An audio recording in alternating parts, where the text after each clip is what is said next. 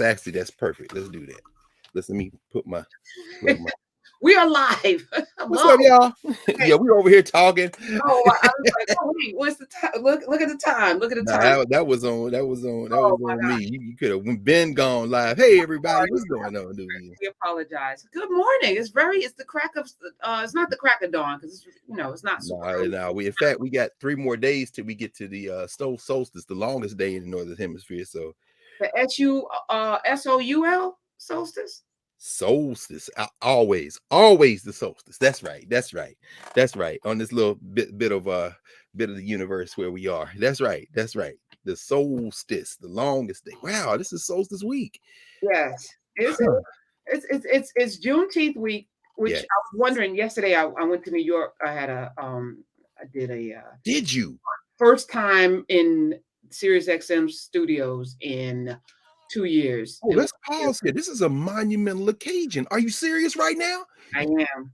What happened? Oh, wait, I don't know how much or less you can say, but you ain't been over there in a minute, yo. So I'm starting this Road to Freedom series there, and I'm gonna do a series of interviews with multimillionaires, and I interviewed Psyche Terry, who is the creator of Urban Hydration, a Mm, woman I hadn't heard of until I watched this documentary about Black wealth. So we're gonna have Don Peebles in, and I was saying the fact that your company is worth $11 million, and I never heard of you, speaks to how plentiful and abundant Black people's dollars are, because she was able to be uber successful without being on my radar. Like, that matters. But I'm just like, and I no, loved it. no, but you'd be aware. The Yeah, fact that she escaped notice completely, that says something for somebody like you, who's all you like the police scanner. You always got your ear out looking, and for her to escape, how did that happen? yeah, exactly. Because Black people's money is we support one another contrary to popular belief, and we are abundant, uh, contrary to popular belief, and we do support. So in her circle, and she started her church group with church ladies, and it just Oh, spread from there. And in Texas, she's an icon, and I feel very proud of that. But I was up in this space yesterday, and it was nice to see a lot of people. And at the same time, I'm like, COVID's still here, was man. it really? And so we had a virtual audience. A lot of Nubians showed up. Wow. Ned Zamarad. It was nice to see them on Yeah. the screen asking questions. So yeah, that was my Really a lot of convergence and synergy going on. Were there a lot of physical people in the building? no, not a lot in the building, but on the roads. That's why I was bringing it up. I was like, why are these people? It took me forever to get home yesterday, and it was like the middle of the afternoon. I was like, oh, it's a holiday They headed up to their second houses. or whatever. I was like, yeah, so Isn't it's that something? This holiday for African people, and these people like, hey, just another holiday, time to go to the shore. Happy Juneteenth, rich Juneteenth. white people. Happy Juneteenth. I ain't mad at them. Do what you want. I mean, we can't control what other people do. So, but that's yeah, the convergences are really something. We're seeing this energy. I was telling you before we went live. I mean, we had our Freedom School training yesterday for the new group of academic advisors that are going to be advising our teenagers, and a plurality of them, more than one or two, are in narrative in Nubia. So I was like, wow, and the convergences were there. You know what I'm saying? I mean, so because we use those conceptual categories in our Freedom School work, and so they already knew. Some of them who are new to the program, brand new, just like I got hired in the last couple of weeks, they know already the points of entry, and I'm seeing wow. And then I was in wasn't in we were supposed to be in Chicago, but the National Association of Black Social Workers actually had their conference. They sent me this beautiful award. Shout out to Melissa Haley, the president, Kalita Nichols, and them. I am so they just came, see, because they can't look at that NABSW award. This is great. It's the Black Onyx Award. Look, they gave me the No, join this the highest award. I'm Gregory. very happy. I just these are my people. Plus, I think the NABSW has one of the greatest logos of the Black Professional Associations that came out of the '60s. Because we know National Council of Black Lawyers, National Council of Black Social Association of Black Social Workers, National Council of Black Studies, but NABSW, they got the sister with the gun in her hand and the scroll representing the degree. And of course, you don't have to be a social worker to be in an association of Black social workers. And in fact, I talked about Tony Cade because as we know, she was a social worker. She worked with social workers, and she herself did social work for a couple of years after she graduated from undergrad. Anyway, I went through all that to say there were a lot of people in narrative in Nubia who are in an Association of Black Social Workers. As we were, having, I was like, man, this is just the convergences. People are really, this is the new normal. I love it. All right. Well, thank you. We shifting the conversation. And thank you. I mean, none of this could happen without. Oh, and let me say happy birthday to Kareem. Speaking of people bringing their bricks, yes, one of the architects today is his birthday, so I just want to say, hey, Kareem, happy birthday to you. Happy birthday, Kareem. The 18th. Yes, the invisible wonder. Right. So today we're up super early because you're going to an event later on somewhere, and can you tell us a little bit about it before we? Oh yeah, let me just do about 60 seconds on it. We know for the last several years, our friend Reverend Dr. William Barber and Reverend Liz Steele Harris have been the kind of conveners and public faces more than anybody else of the Poor People's Campaign. And today is the Poor People's Campaign Low Wealth People's Assembly on the National Mall here in Washington. And it's the convergence. They're starting to head down there now. The program starts around 9:30, I think. And the Pacifica Network, its branches in Houston and Cal Berkeley, New York, BAI, and WPFW here in DC. My sister Katia Stitt is the station manager, general manager. And they asked me to be one of the anchors. I think Julianne Malveaux, Ron Daniels, a few other people are going to rotate anchors. And so when we leave here, I'm going to hop on a train and go down to the mall and join the assembly. We were talking before. You can tune into WPFW FM. It's the the Pacifica station, which actually the Pacific Network started out there in California. Cal Berkeley was started by the anti-war movement, some people, pacifists, hence Pacifica, and it's completely listener supported and community supported. It doesn't do commercial ads, and they've sustained themselves over the years. And PFW, big part of the Washington D.C. Area, but as I said, Houston, Cal Berkeley, New York, and of course BAI there in New York. That's famous, right? I was this close to doing a morning show. Really? Before I got to Sirius XM, I was in the morning show at WBAI. One day we just gonna have to. Maybe we do that. You just walk us through some. I mean, because I know coming of age, and I was already an adult, but I feel like in many ways my political consciousness took a quantum leap when I started spending time in New York, because at that time, Samori Marksman, Utrice Lead, I mean, the Brooklyn City Sun was being published, Andrew Cooper, the Amsterdam News, which of course is still around, but it was really, I mean, Armand White was writing. I mean, y'all, all the people, Bob Law, of course, the great Gil Noble. I mean, you all in WLIB, and you were over there as well now, and I realized that those aren't there hasn't been, that's a watershed moment. There's nothing before or since that moment in the 80s and 90s in New York that, I mean, so many of us just got our consciousness in that moment. And there are too few people around who can tell that story, and you one of them. So I mean, that story's got to be told, because people don't even remember, and some people who obviously weren't around or old enough to understand. That story needs to be told because it's a model for what we need now. Facts. Speaking of models,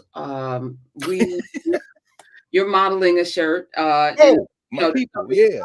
There's gonna be a crossover event, y'all. Crossing. It's a Maroons medicine chest in class with Carr Bonanza. Oh, but let's welcome the queen herself. The queen, the MMC herself. Yes, unmute yourself so we can hear all of the gloriousness coming from your throat. That's right. Oh, Imhotep Gary Bird, no question mark there. The Nubians dropping out. Yes, sir. The global Black experience. No question. Good morning. How are you doing? Dr. Sunyatta Amen, what's up? Hey. I'm feeling excellent. I am so glad you mentioned BAI. I had a show on BAI for probably a year and a half.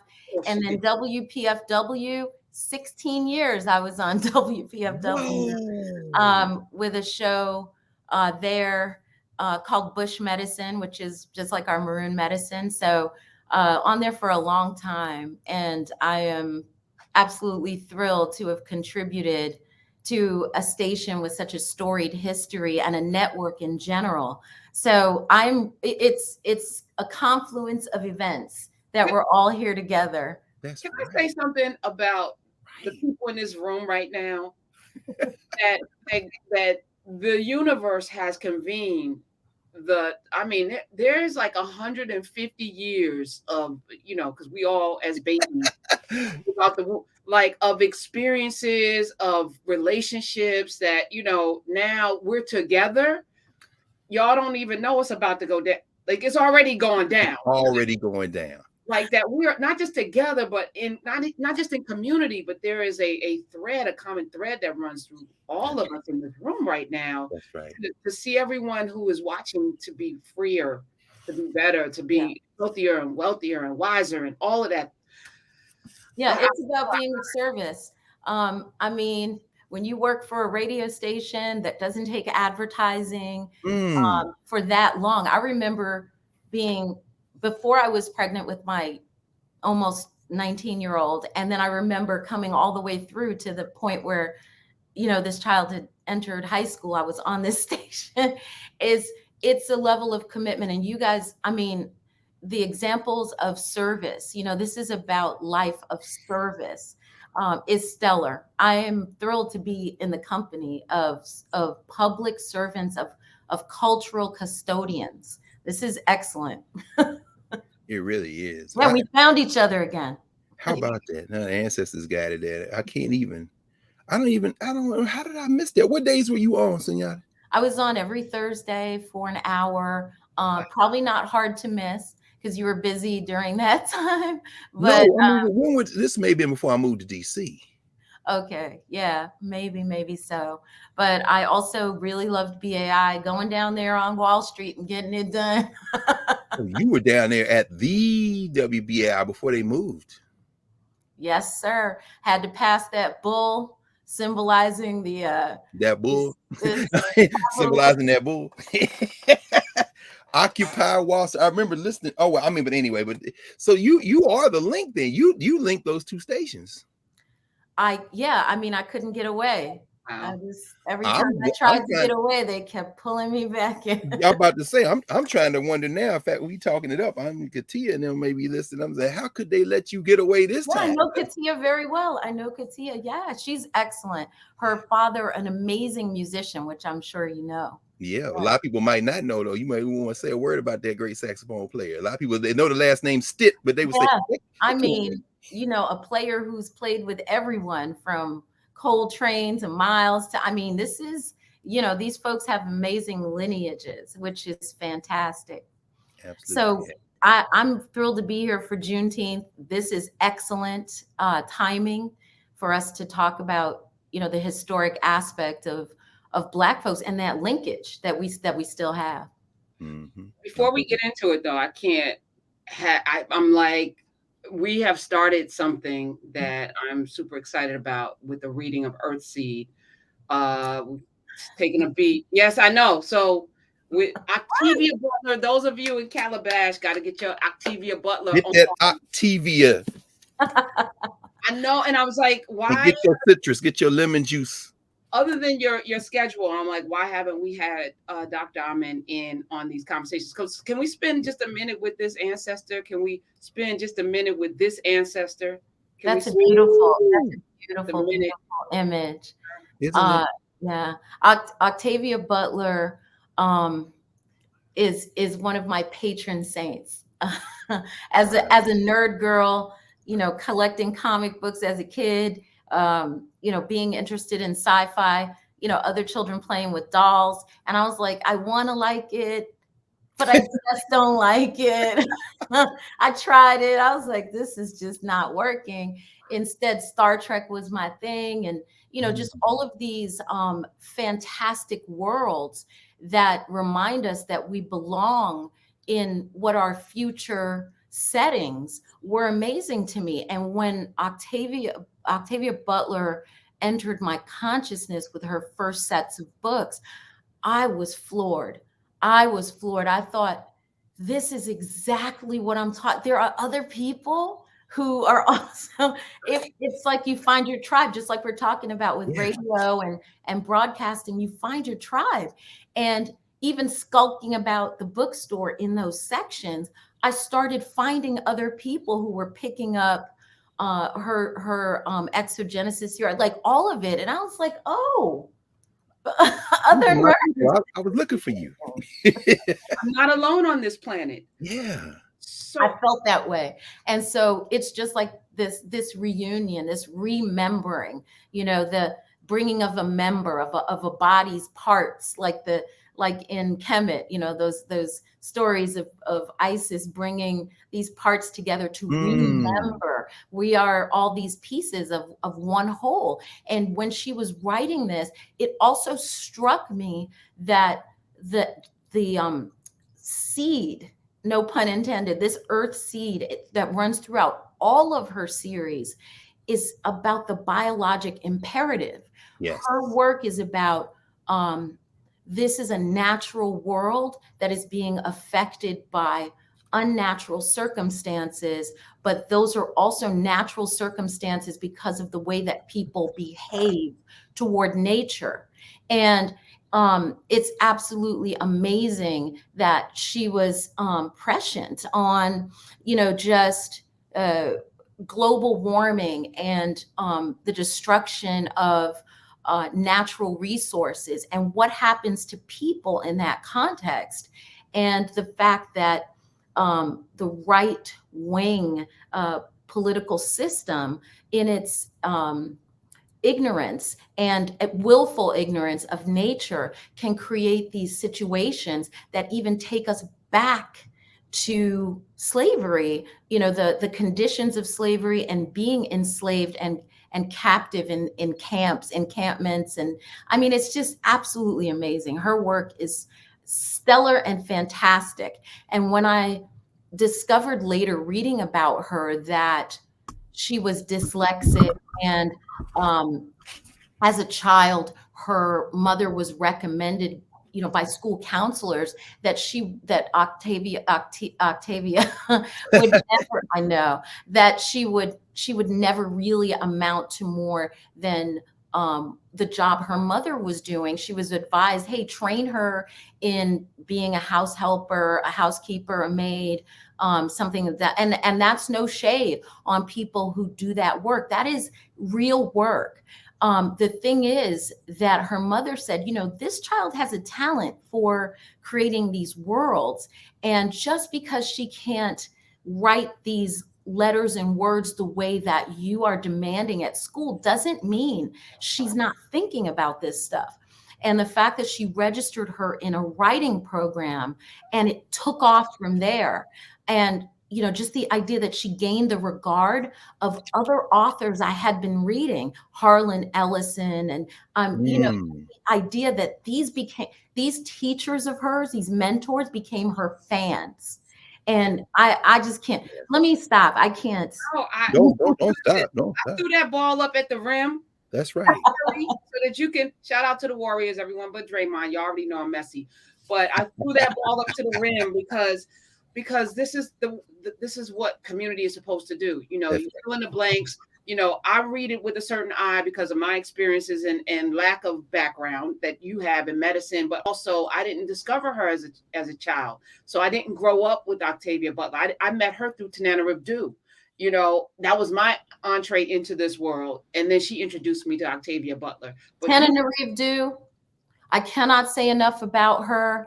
I have the pleasure of having met her many years ago when she wrote The Between, and then coming forward into My Soul to Keep and My Soul to Take, that whole series. I was floored by her and the idea, Octavia Butler was my intro to Tananarive Due because she was mentored by Octavia. And as I started to see her books on the shelves next to that, I was like, oh, this is interesting. And then what I find fascinating, and I don't want to, you don't start me up. No, this is why we're here. Come. Yes. What I found interesting was that in reading The Between, in reading My Soul, which, you know, I wish was made into a movie. I know Blair Underwood had bought the rights years ago, and it never actually manifested, much to my chagrin. But not that that's his fault. It's hard to get these things made. But as we move forward into all of these amazing authors' work, including Octavia Butler, is that what you see is films that are closely mimicking TV shows and films that I feel like they've lifted the plots from these books and not honored these authors. And then there are things like The Handmaid's Tale, which gets made, and not taking anything away from that author, Atwood, but the idea that that can be made, but somehow these other things don't get made. Somehow, what's the one with the one on HBO? It has now been cast with the black Journey Smollett is in it. Oh yeah. What is it? Journey. Misha Green's project, the one that they canceled. Lovecraft, that's gone.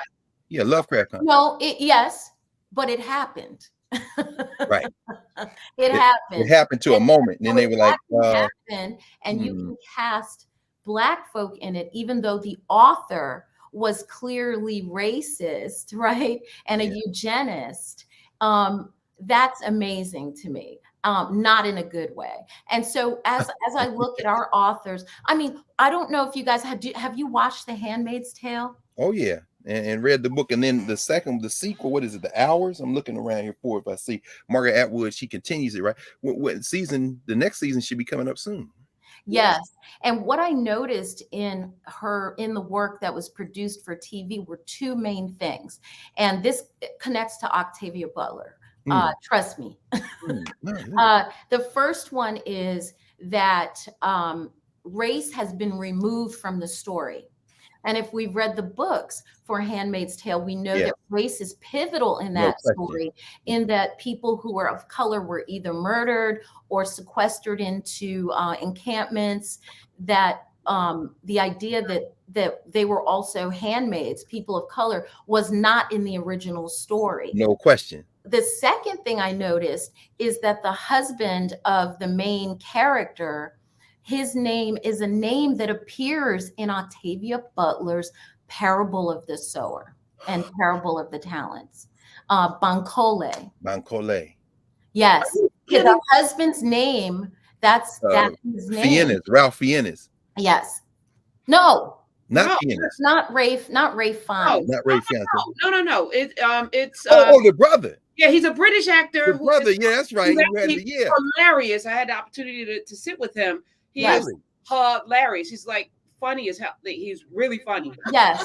And he's a sort of a comedic actor, actually. Yes. And what I found interesting was that in the story, they gave him the name Bankole, right? And that is a definitive nod to Octavia Butler because it's not in the original story. So someone inserted that into the story, which I'm glad that they did. I'm just wondering why her work can't actually be produced. You know why? Don't get me started. They removed the racial component, which is odd to me that they would ever have Black handmaids. Because I was sitting in my spirit, I was like, y'all ain't really trying to have black babies. It's DEI. I mean, it's diversity, equity, inclusion. It's the exact. I mean, no, they were produced. What you say?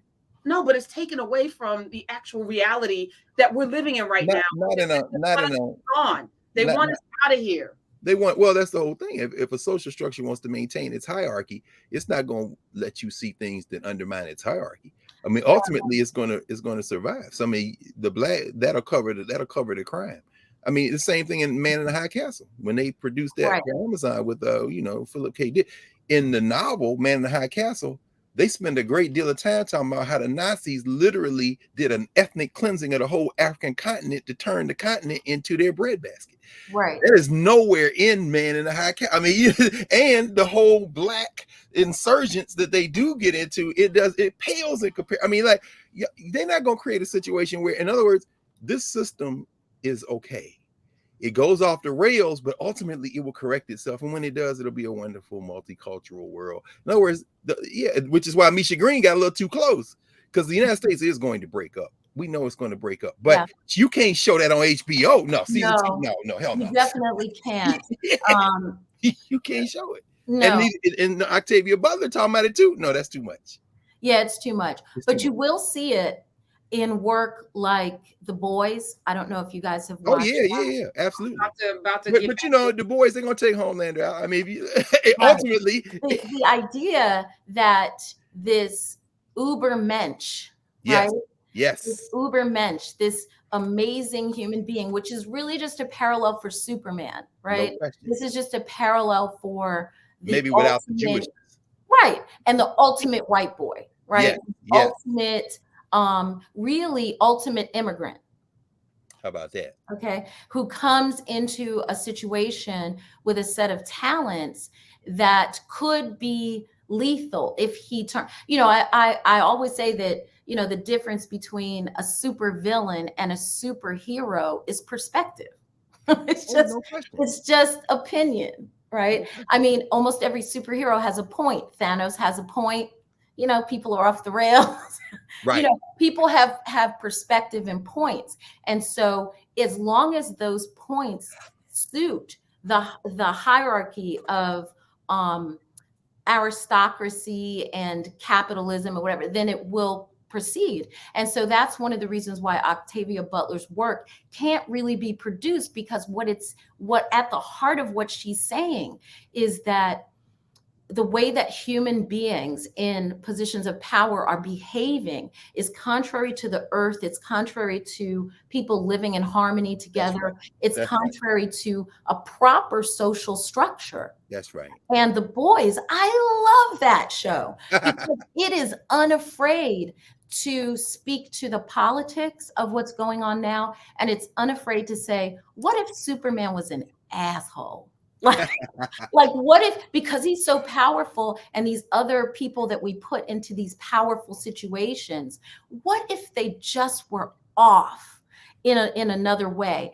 And I absolutely love the work that they're doing with that. And it does mirror what Octavia Butler, it has humor and tons of gore, but it really mirrors that kind of work that puts a spotlight that goes out macrocosmically to say, this is what's actually going on. We're going to give you hyperbole. We're going to give you a situation that you can't really imagine. But if you change the face of the players, then you'll see that this is what's going on. So I love Octavia Butler specifically for the work that can't be produced right now, because it does fly in the face of the current social structure of wealth, of middle class gap, all of that.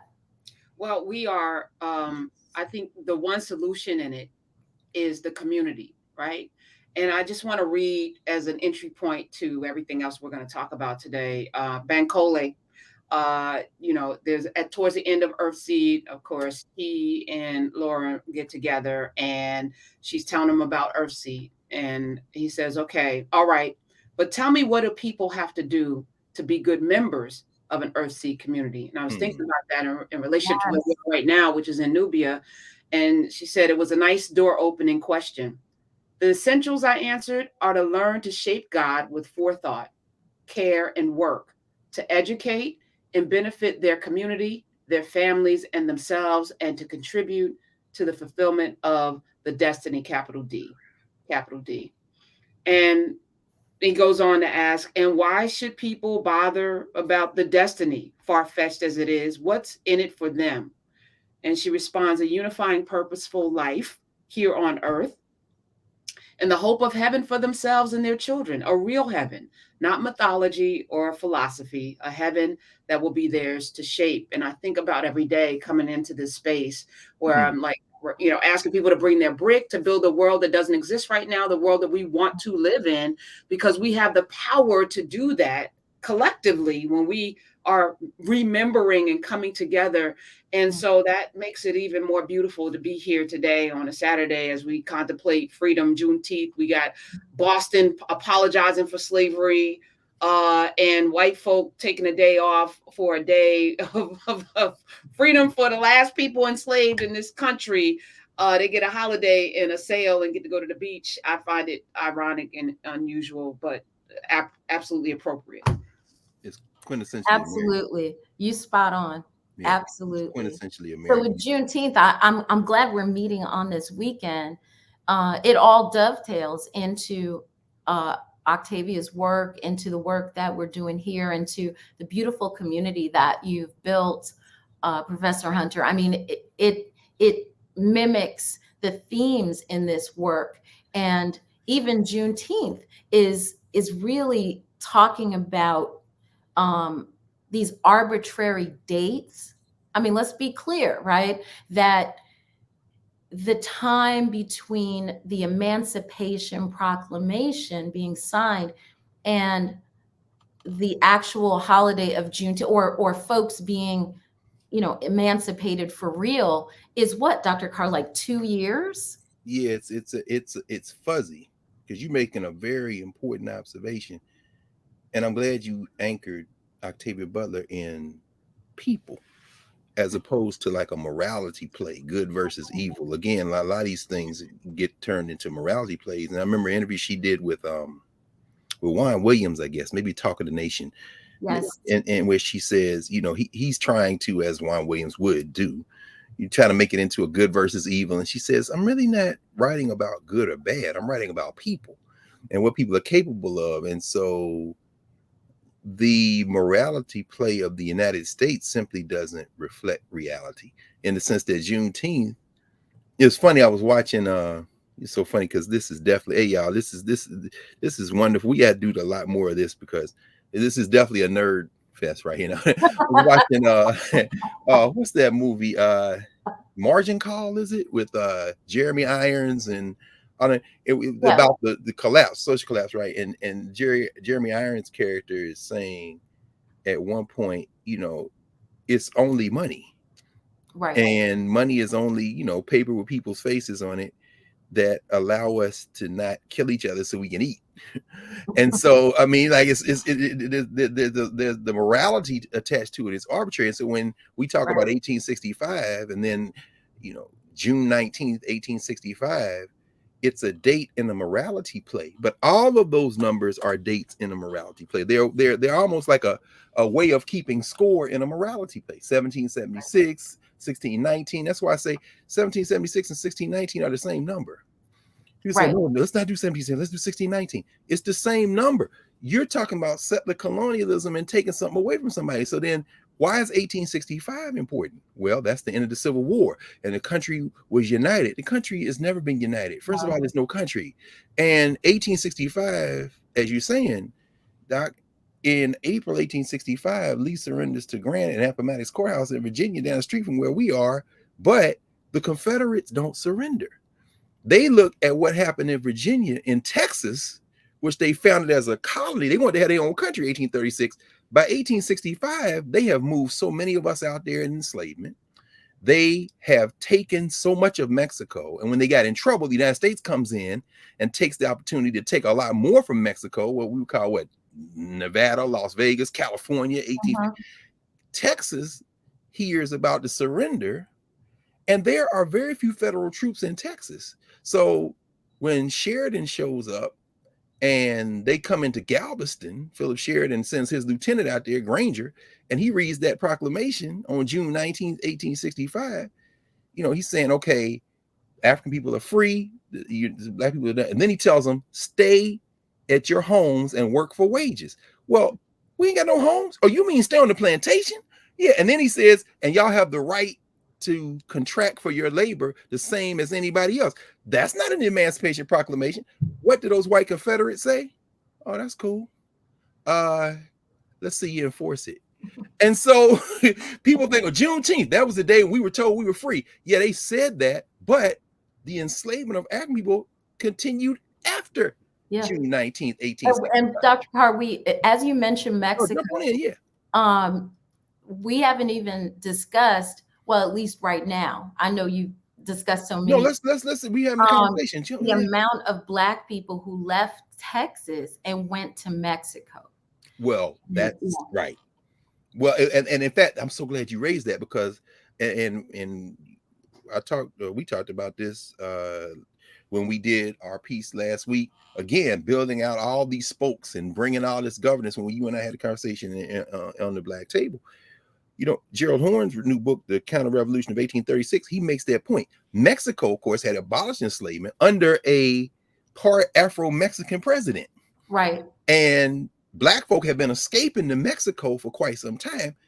These racists in Texas wanted to do two things. They wanted to exterminate all the indigenous people in what they wanted as a country of Mexico. Mm-hmm. And they wanted to enslave all of us. Right. And so, but what happened, of course, this is where it gets interesting, right? The French violate this Monroe Doctrine that these settlers have created in the United States. They come into Mexico, incite and foment and support a civil war. And they got this cat Maximilian who is running Mexico. And they then reach out to these Confederates, right, and say, why don't y'all, you didn't lose the Civil War yet. Appomattox is just a pause. Why don't y'all regroup? So these Confederates start coming from New Orleans. They start coming from Alabama and Mississippi. They come from Texas. And so as Africans were flooding into Mexico to what you're raising, now the French government in Mexico is supporting slavery. And so Black people on both sides have all of this kind of envy. It's like, what are we going to do? We got to. And so there's another June 19th that occurs, 1867. right. Maximilian is defeated and executed in Mexico on the 19th of June, 1867. That is one of the things that short circuits the Confederate plans to basically stage a rematch from Mexico. And they're getting supplies from places like California. The San Francisco, they were shipping arms and munitions to the Confederates in Mexico from San Francisco. They were going to continue the Civil War. But what you're raising is very important, because what they realized, again, as Octavia Butler would say, these are people. There are no good guys or bad guys when you're focusing on people. Anybody is capable of anything at any time, depending on the circumstance. But the numbers we play with are anchored to a morality play. And now we got a holiday on Juneteenth. And the question is, why is this a priority? It wasn't a priority in 2018 or 2017. Oh, you killed Breonna Taylor and George Floyd, and you was afraid we were going to tear up the whole damn country. Well, let's give you a number to bring you in. But this is not a number like 1776 or 1619. This ain't a number like 1941 or 19. This number here, you have no connection to this number. If we're going to have a conversation it's around arbitrary. It's arbitrary. That's exactly right. How should we be looking at this ritual as part of this tapestry in a place that has never had one narrative? How should we even approach this ritual of Juneteenth? Right. This makes a lot of sense. I mean, you know, just as these holidays that we're given are arbitrary dates, and I'm not making light of our celebrations. Just like you're saying, these are arbitrary dates. And just like borders, as you're talking about with Mexico and Texas, are arbitrary. Yes. And this country and that country is, even terminologies, Middle East, anything is an arbitrary geopolitical terms. That's right. That what we're looking at is, how do we, as you're saying, how do we ground where we are? How do we take control of that narrative, like what we want to celebrate, how we celebrate things, and bring that understanding from a historic perspective into our lives on a daily basis. Yes. And the celebrations of Juneteenth have been that thing. And, no celebration for people of color, especially, but people globally, can take place without certain things. And that means the music, that means the food, that means, there is a gathering that takes place. And this is not exclusive to people of color, to African and Asian folks, etc. It's not specific to that. Or, oceanic people, I want to include all the brown people. Yeah, I just say the non-white people, because everybody got a color. Right. You know what I'm saying? And celebrations of that sort are germane also Right. to, festivals like Beltane and these spring rites and rituals that still exist under the guise of Christianity. What does an Easter egg, an egg and a rabbit and have to do with Christ, going up into the sky like this? Like, I don't, you know what I'm saying? Like, Right. I'm just That's saying right. that we have to, what is a Christmas tree? An evergreen tree that grows in cold places have to do with a baby born in a desert. Like, all of these things are actually just overlays of celebrations that had already been taking place. That's so right. when we look at that, no celebration is complete for people in general without food and drink and music. So we have to, center ourselves in what our celebrations looked like traditionally prior to the MAFA, prior to our own Holocaust of being stolen and murdered and raped and brought to another place and forced in labor and forced in life, and so much taken away from us with regard to food and music and the ability to gather. That's germane to celebrations that now we need to see what we can reclaim. This is a Sankofa moment. Reclaim. How do we reclaim things and make it pivotal to us? Because nobody can tell us we have a holiday all of a sudden because they don't want another 1968. Right. They're like, don't do that 1968 where you. That's right. That's right. That's right. That's right. That's right. That's going to mess up our money. These promissory notes that aren't worth the paper they're written on. Like, this will mess up our joints. I mean, Dr. Carr, talk to us about that. No, I'm taking notes. That's why y'all see me looking down. That's what I'm doing. Right now, what you said, what our celebrations were like prior, and why we mark, why do we commemorate? What do these celebrations do? So whether it be the food, the music, the gathering, why, or when you say celebrations, these moments of remembering, just as you say, these moments of remembering, what is the significance? And I know you've talked about this over and over again. You just dropped a piece here in the Washington Post about this, and you talked about it at the Black Table. But I mean, it's just an extension of what you've been talking. You talked about it when we were at the retreat in Hershey. The significance of what we consume, how we prepare it, what we identify with, why are we doing these combinations of not only what we ingest, but when we do it, where we do it, why we do it, all these things together.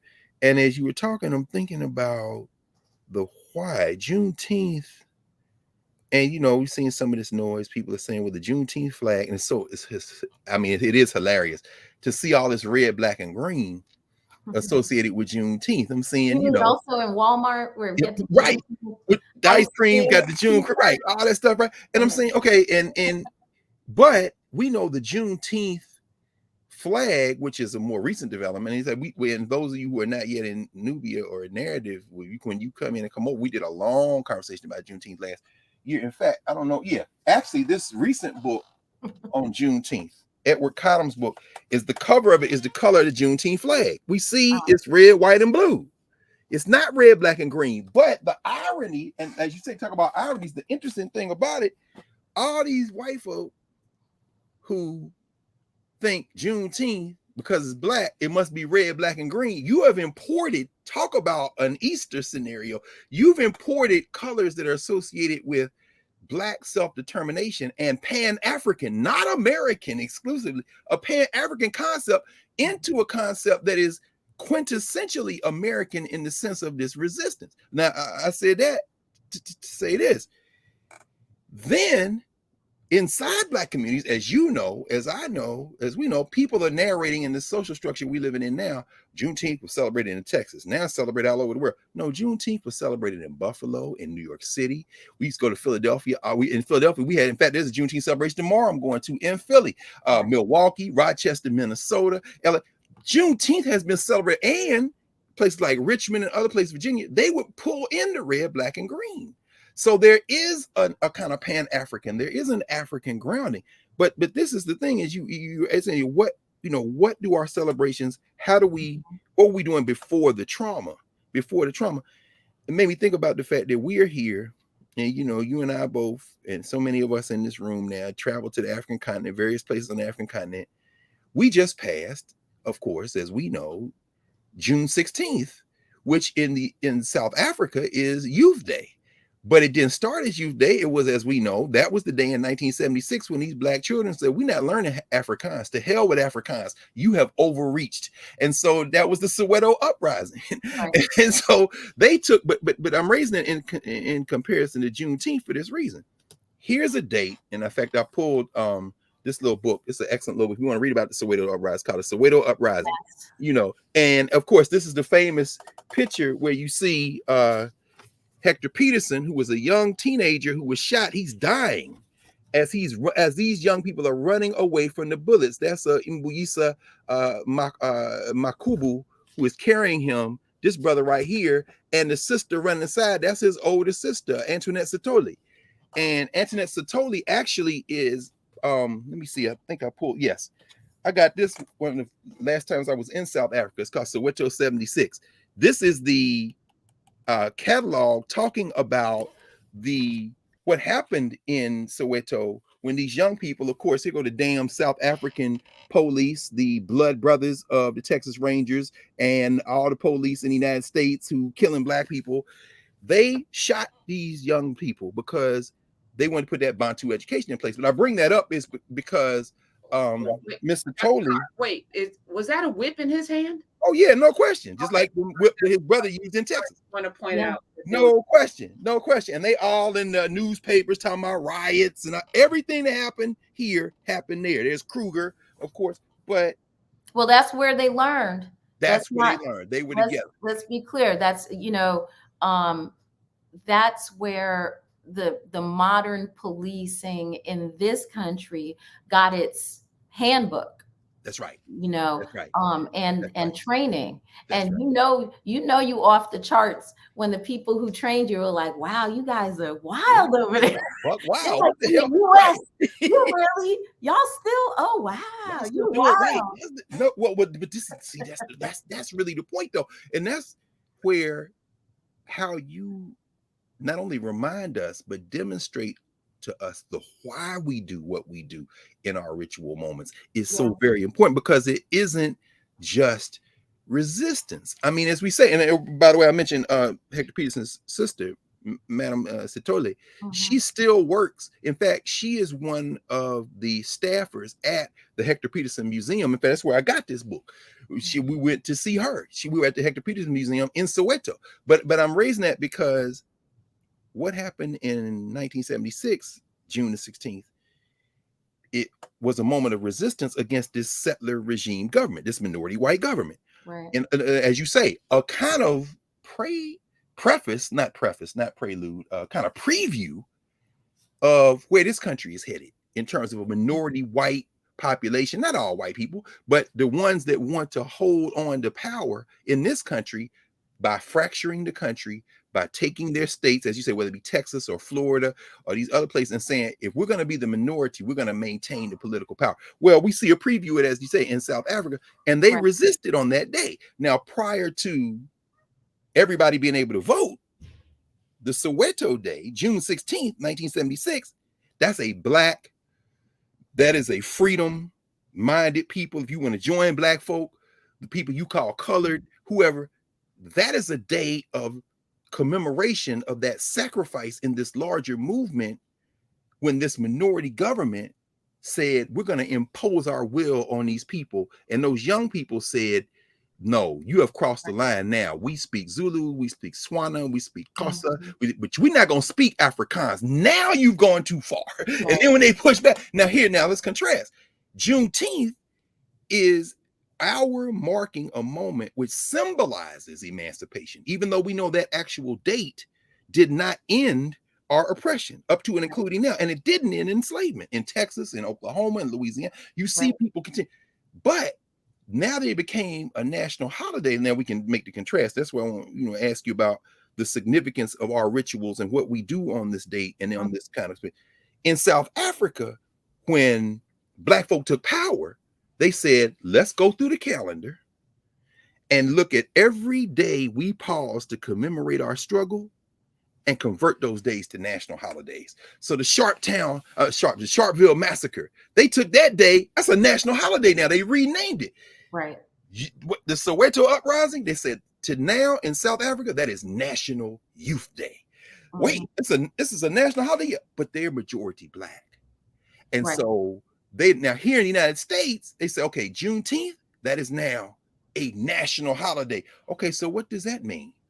Does that mean now that we're going to get this health care? Does that now mean we're going to restructure the federal legislature? Does that mean everybody's going to have a right to have housing? No, that just means that we are going to pay ourselves. We're going to give ice cream at Walmart. Ice cream. Well, not only ice cream at Walmart, we're going to open the door and produce huge concerts with people you like and love, like Questlove. I think they have some at the Hollywood Bowl here in DC. You're gonna have tickets $200 a piece. Wait a minute, what just happened? Oh no, I'm sorry. We're gonna take your holiday and turn it into the 4th of July because we don't need 1865 to be your resistance, the extension of your culture. We need it to be another number in our narrative. Whereas in South Africa, when they converted it, no, we are never going to forget who we are. So I guess what I'm thinking about in terms of asking you about this is everything we do during Juneteenth that now other people want to learn about, or at least some people just want to capitalize on it. Could you talk to us a little bit, Sunyatta, about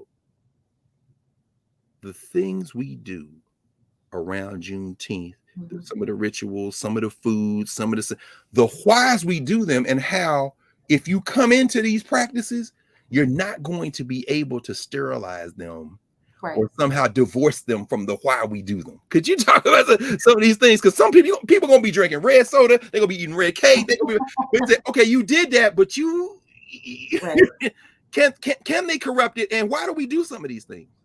Well, these are great questions, and your points are stellar. I do want to say, though, that the festival here in DC, that is the Juneteenth huge concert with all the people that people like, and I find it interesting that it's especially artists that may be skewed towards the 16-year-olds to, maybe 25-year-olds. It's very interesting that that's the period of artistry that break this down for us, Doc. Because see, I've been focusing on with Reverend Barber and them and Poor People's Campaign, so I haven't really been paying attention to the Juneteenth. Right. Well, I think what are they doing? I think it's interesting that is juxtaposed to, like you said, days. Oh, let's never forget. Instead, it's a festival, and it's not Questlove. It's Pharrell, actually. Oh, that's why Pharrell has been in the news. He's doing the DC concert.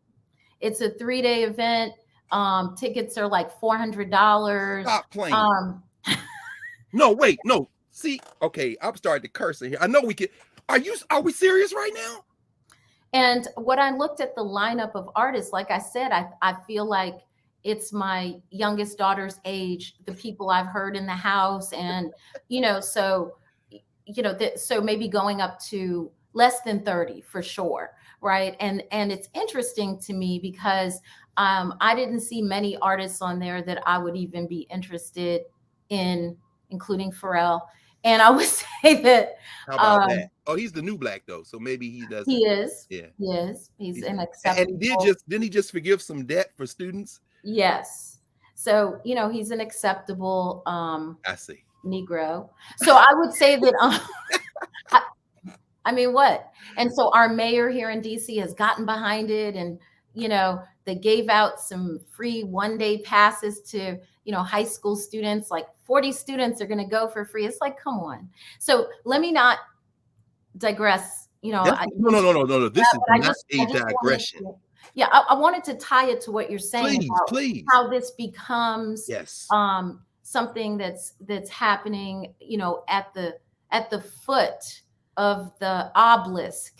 That is the that is a reproduction of Kemet, and he's brought this festival from Virginia Beach to DC, which is interesting to me. It had already taken place there a couple times. It's called Something in the Water, and like they brought it here, and it's right at that area, and it's just very interesting. But this isn't a museum one, is it? No, this is a huge outdoor. Okay, because I know the National Museum of African American History and Culture. No, because they explicitly said theirs is free. So this is a paid event. This is like a $400 event per person. And then you give out a few tickets to the poor Black kids and cover your criminal enterprise. There it is. Oh, for real. Come on. You said it. I mean, it's a criminal. I ain't mad at Pharrell. I mean, we had those kind of characters in the 19th century. I know he said he's a new Black, but minstrelsy not new, young brother. Right. We have a lot of that. So when we look at this kind of thing, what we see is our resistance. Let's just talk about joy. Come on. As resistance. Come on. That our joy and our health and our connection to ancestral food and drink and music, lots of the things that were edged out for us are returning through these rituals, through Juneteenth and other gatherings where we're able to push into those spaces. So when we look at, as you mentioned, these red foods and drinks, let's just talk about our continental connection. I wrote out some names for you. So Bissap is our red drink in Senegambia. We got sorrel in the Caribbean. We have Rosella in the Horn of Africa. We have Kerkade in North Africa and Egypt. And, we have Agua Fresca de Jamaica. And we talk about just now how so many Blacks went into Mexico, right? Yes. So many Black folks, not just from Texas, but that whole area coming across, went into Mexico to be free of enslavement in this country, and along with that took those things with us, that love of red drink. And when we talk about later the Panama Canal and all the Caribbean folks who came over to help build these things, so whether we're in that Central American region, Costa Ricans, et cetera, so what we're Belizeans, what we're talking about is this intercultural exchange. So like in Brazil, we have vinagueira, we have red drink throughout the United States, right?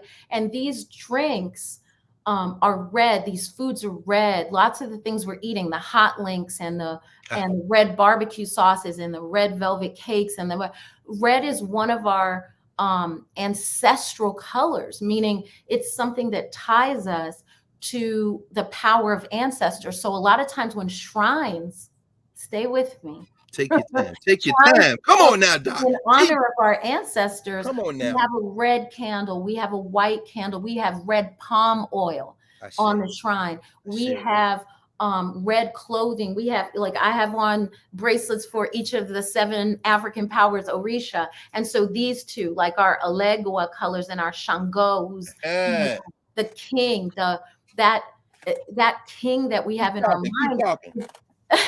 Is not an actual character in our minds as much as and these people did, it said existed at a time, right? But what we're talking about, Shango is that extension of Heru, of Horus. And as we moved, before you go from Shango, I was gonna say I keep that on the altar. Okay. These the joints I get in the hood, New York, Philly, DC. And this one came from one of them places y'all think you about to talk about. This one came from Salvador Bahia. But go ahead. You about to make that. I'm gonna come back over here before they get mad at me. Like you saw the pants on him. No question. I'll hold it back up so everybody can see. Y'all see what Dr. Amen is talking about right there? Those red pants on Shango with that double head axe right there. Two-headed axe. Yes. And the red pants. No question. And, go ahead, Doc. A legua with red and black, right? Yes. We're talking about this self-determination, right? Shango symbolizes the king inside of us, that royalty, that regalness. When we talk about will, the personal will, when it's when it's aligned with divine will. So what we're talking about is that even being oppressed under enslavement, our desire is to connect with our ancestors because we ask them for help. Ooh, my grandmother, and I had a dream last night, and and we still have those connectivities. We say to a child, "Ooh, I know you've been here before. Look at this child." We have those understandings, even though much of that has been suppressed by the Christianity we were handed. Not the Christianity that actually is the underpinning. That's right. The OG. We're talking about what we were handed in order for us to feel like we were on the bottom of the totem pole. Let me ask you before you continue, just as a moment, growing up, and the people who would convene at you all's spaces in New York, did y'all sell dream books? I'm just curious because my mama had one. When they had a dream, you had to get the number. My mom from Alabama, stone cold Christian, but that dream book, that number book, talk to us a little bit because you said it wasn't suppressed. I always wondered about that. Could you talk a little bit about We always kept our numbers, a legua with the number 3, that repeating 3, like even in the bracelet I have on, there's these 3 lines, 3 black lines, and you have the black candle. And so it's like this idea that, so with our personal will being taken from us, red is a defiant color. Red says, I'm alive and I'm joyful, and it's also our blood, and it's our suffering, but it's also that we deserve joy. It is all of that. There's no way to separate that. We don't have separation of church and state. How about that? We have a whole village concept that all of is like Frankie Beverly's joy and pain, and sunshine and rain. We have the entire aspect at our disposal. And we've been going through the 7 African powers in maroon medicine chest. Because it's important for us to understand that it's not about like many gods. That's the way other people understood it, who came into our spaces indigenously. The way we see it is we have all of this within us and in nature, and we can exercise it at any moment. And with Alegua, this is about communication. This is about opening of the way for obstructions. And yes, those dream books. Look at how modern society has taken that to make the lottery. How about that? Our celebration of numbers, and that we would have an exchange in our culture of I had this number. This means, profitability. This means somebody's going to have a wedding. This means somebody might die. This means somebody's pregnant. Dream about fish. Somebody's, we have all these dichotomies in our society. And one of those things that we have in common when we're in the Caribbean, when we're in it, just diasporically, right? Central America, South America, North America. This is about the scattering of people, depending on where boats landed. Yes. But it's about how much we actually have in common. Yes. And the fact that those traditions did not die because we didn't die. They didn't We're die. still here. They didn't die. And so when we talk about red food and drink, we're talking about celebration. We're talking about connectivity to the ancestors. We're talking about our joyfulness, because that's a revolutionary act in and of itself, is to be able to celebrate in an environment where celebration is generally denied to you because of the working conditions. You're tired of shit. Right. How can you celebrate when you're working from can't see to can't see? It's just exhausting. And the oppression and, the trauma and abuse, it's hard to find that joy, but somehow we connected back to our food and drink. And even when our drum was taken, we had ring shouts and church stomping on the floor and hand clapping. None of it could be taken from our hearts. So when we look at Juneteenth, we have our music, we've got red food and drink, we have red, those hot link sausages and all that. And again, what happens is the ability to bond. Even the barbecue is part of our indigenous Native American absorption of a process of preparing food. So the word barbecue comes from the Arawak Native Carib people from South America, the northernmost, and in the Caribbean. That's why it's called the Caribbean, is Carib Native people. Is that the word for rubbing spices on something and burying it in the ground on hot coals and all of this process that some of us call jerk seasoning if you're, Jamaican or in other places. This is called barbacoa or barbacoa. It means barbecue. And so that even that aspect that many of us have, that is African and Native American blending, is all about our relationships to nature and food as celebration. Could you help us with I mean, we've all seen the image, maybe even eaten it, where you take an animal, you put it on a spit and you roast it over a fire. But this digging into the ground, I know last week when I was down at the museum and they were talking about having this Juneteenth thing, I said, we're going to find out if this is a Black museum. And now you Negroes going to dig a pit in the front of the National Museum of African American History and Culture, because they said we're gonna roast the whole hog. Because you roasting it back there in the kitchen where Carl Arnold at, or you gonna go outside and dig a hole? But you just did they? Are they? No, of course not. These are respectability Negroes. They don't got a permit. But to what you just introduced to us. Yeah. Is there a particular significance of digging into the ground to prepare that meat? Because that is absolutely, as you said, these basic maroons in Texas. I mean, it's absolutely true. And help us with that, because I didn't want to miss that. Why dig a hole, Professor?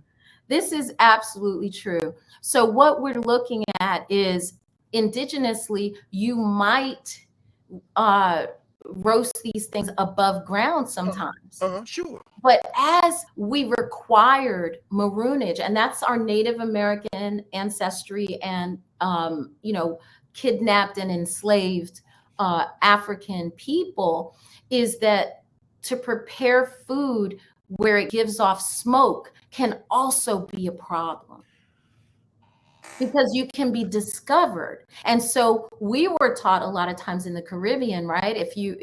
For those of us who got that history, sometimes I find that not all of us did, is that as we entered maroonage as African people, and we combined with Native folks who were there already, they taught us how to bury the food and roast it and put banana leaves and other things on top so that we could not be found by the smoke rising. So it is a beautiful way to prepare an animal if that's what you're doing. I mean, I'm a vegetarian. Right. No shade, right? No. So this is a traditional indigenous way. So this is a beautiful way to prepare this animal very deliberately, with prayer. Before hunting it, with prayer to the ancestors before, and the creator, like, hey, I don't mean any harm to this animal, but I need to feed these people, and I will honor this creature because it has given its life to help nurture our clan. Yes. And in the process of that, it deserves beautiful treatment. Not to be under plastic in the store, buying it in a little container. It deserves reverence and treated where everything from the rooter to the tutor is going to be eaten. To the tutor. Because that means that we are not wasteful in this gift. Right. No, you just raised it. Just conjured an image of those first Juneteenths, which are written about, and to this day, where the main event may be on Saturday. And of course, as you say, Sunday with our institution, the church in that case, people are going to have speeches, there are going to be baseball games, but the preparation of the food would begin days early. Days ahead. That slow roast. I mean, that was a whole ritual practice to it, huh? I mean, they would go get the wood, they would carve it. So if the thing's going to go down on Saturday, they may show up on Monday. I mean, walk us through that. How does that even? Absolutely. And those things fit in line with our indigenous, and when I say that, I mean like our African and Native American reverence for the preparation of the food and the intention, right, that we put into the food. Nobody should be angry when they're preparing it. Who made a potato salad? You know what I'm saying? If it's that angry auntie who, she real, I don't know if I could eat this. Even if we go in a restaurant and the chef is like putting the stuff on the plate, even if the plate looks good, I don't like your face right now. Wow. I don't like how your face looks, because I don't need you to put that anger in the food. And that's part of our loving preparation of these things. So when we talk about our connection to barbecue, our connection to red food and drink, we also see, as we talked about, Dr. Carr, at the top of this, the ability to commercialize those things. And they've already been aimed at us because of our deep and endearing love for this red ancestral connection, this red cola nuts, these red palm oils, these red drinks. The hibiscus runs in our blood. Wherever you see that hibiscus, you see Africa. People are having these little red zinger tea and as white people love this stuff. They're tasting Africa. Is that why so many of your teas have hibiscus? I've noticed that when I'm looking at it, you put hibiscus in damn near everything you cover, even the stuff. Is that this is very intentional then? Who told you to read those labels? Oh, are you kidding? You the one tell us that don't put nothing in your mouth that you don't know. I'm not saying I'm not delinquent in many ways. When we come to your stuff, this is absolutely true. Hibiscus is seen as a mind, body, and spiritual herb for us. It is a plant that is held in high regard. If you visit somebody's house, you just get off the plane in Egypt, you get off the plane in Jamaica, you get off the plane, you're going to be given either a fruit punch or a rum punch or all of these are hibiscus driven. Yes. And you may even get Morocco, you're going to get hibiscus with mint. You're going to get, this is an idea of, I am inviting you to community. I'm refreshing you. And here I want people to be refreshed and reminded. I also want us to have lowered blood pressure. Please. I want us to have clear skin. Please. I want us to have the ability for our digestion to be great. Please. These are reasons why our ancestors were also still very connected to hibiscus, because we were working in inhumane conditions where our cooling was needed. Hibiscus opens the blood vessels, it vasodilates. And so that's what helps the blood pressure come down. And that's what also throws heat off of our spaces in our bodies. So that it's a coolant, it's called in herbal terminology. It's something that is going to make our body temperature go down a bit, because imagine the heat. I mean, so many of us would have been sunstroked without plentiful water and the other things that we need. And so even drinking that red drink felt like fortification for our souls. It's a balm to our souls. And the idea that capitalism in this country recognized that, wait a minute, these Black people who have now been freed up from enslavement, allegedly, right? They like red soda, or they like red drinks. Let's make a red soda, big red, right? Let's make, as time moves forward, let's make these drinks that are red, or, even cola nuts are red. You have white and you have red cola nuts. I mean, we start to move into red sodas, red drinks, Kool-Aid. Right? We start to move into it being marketed deliberately to us. I mean, even the Kool-Aid man, hey, it's Kool-Aid. Right? Louis Armstrong. Oh yeah. You know, this man, it's like you break into people's house yelling out, "Oh yeah," like Louis Armstrong. Like, what's going on? And you know, just like the other things that are marketed to us, look at the sugar, like Sugar Crisp. I'm Sugar Bear. Sugar, right? Sugar Bear. Sugar pimp. He's a some of sugar these young pimp. people don't know what you're talking about, Dr. Amen. I mean, You don't know about that Sugar Bear. Look, those watermelon candies, the Jolly Ranchers, the red links, those little nasty things that used to be on the counter. Like in my neighborhood in New York, it was on the counter. All of these candies with red wrappers, all of these fast food places where red is part of their logo, you know, Popeyes and McDonald's and Murder King and, you know, McDonald's, Murder King, Popeyes, you know, even the pizza ones, red is prominent. It's like red. And so what it's doing is creating a sense of urgency in us. Like, I need to have this. This is delicious. Chick-fil-A, all of it is red. We are main consumers. Don't ever get it twisted of this food. They're going to sell you fried chicken in these places, but they're going to embarrass you to make it yourself and eat it in public. But they're going to sell you a boneless version, or they're going to sell you a bucket that's red and white, or they're going to tell you that equals celebration. Let me get a bucket of chicken for everybody. Word. Right. And what we're going to do is go to Chick-fil-A, where they don't care about us anyway. These racist, you know, that guy. Hey, I'm sorry, y'all. We're going to stand in the line. We have one down the street from our house, and the line is always around the parking lot. I mean, people don't even go in. They sit in their car and drive through the drive-through. It's amazing.